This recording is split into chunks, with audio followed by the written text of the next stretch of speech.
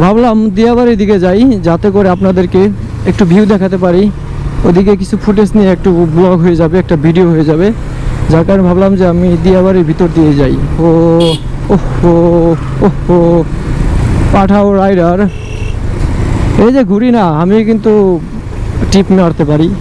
অনেকেই জিগায় ভাই অমুক জায়গা যাবেন নাকি, অমুক জায়গা যাবেন নাকি। টিপ মারলে কিন্তু ভালোই, খারাপ না।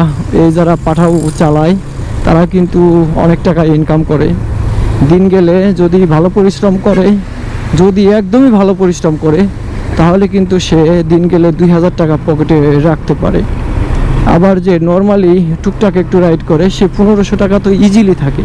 তো 1500 টাকা থাকলেও মাসে থাকে কত, 45,000। আর 2000 থাকলে মাসে থাকে কত, 60,000। একটা মাধ্যম টাইপের সরকারি চাকরির মতো ইনকামটা, খারাপ না।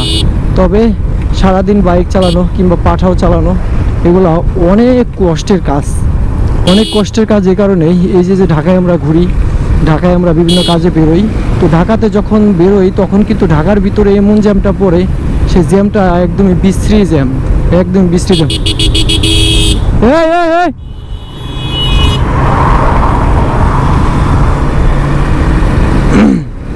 একদমই বিশ্রী জ্যাম থাকে। সেই বিশ্রী জ্যামের ভিতরে খুব কষ্ট হয়ে যায় বাইক চালানো। আর ওনার তো যাত্রীকে পৌঁছায় দিতে হবে, সেক্ষেত্রে ওনার দ্বিগুণ কষ্ট হয়ে যায়। আর যারা এমনি ঘুরতে যায় আমরা, তাদের তো আর কোনো ওরকম চিন্তা নাই যে কোনো যাত্রী নিয়ে যাইতে হবে তার গন্তব্যে। আমরা চিল মেরে রাইড করি। তো মিরপুরের রোড এটা হচ্ছে সামনে পঞ্চবট্টি। খুবই খারাপ রাস্তা এখান দিয়ে, খুবই খারাপ রাস্তা। খারাপ বলতে এই যে কিছু বালু টালু ভান্ডার আছে, তাদের বালু টালু রাস্তায় পড়ে থাকে, বৃষ্টি হলে সেখানে পিচ্ছল হয়ে যায়। এই জন্য এই জিনিসটা খুবই খারাপ লাগে। আমি এখান দিয়ে নামবো না, আমি নামবো পঞ্চবট্টি দিয়ে। তুমি এই যে ছায়া পড়ে তো একটা এই কি বলে আন্ডারপাস টাইপের ফিল আসে। ও সাপড়িগিরি ঘুরাই নিয়ে গেলাম, কেমন হইলো ব্যাপারটা একটু বলবেন। ওকে ফাইন, আলবিদা। একটা ইউরোপ ফিল আসবে, একদম ইউরোপ ফিল। তো মেট্রো রেলের আমরা এখন নিচে চলে আসছি। মানে আয় উন্নতির ইম্পর্টেন্ট হয়েছে কিংবা কতটা উন্নত হয়েছে সেটা যারা মেট্রো রেলে চড়ে তারা জানে।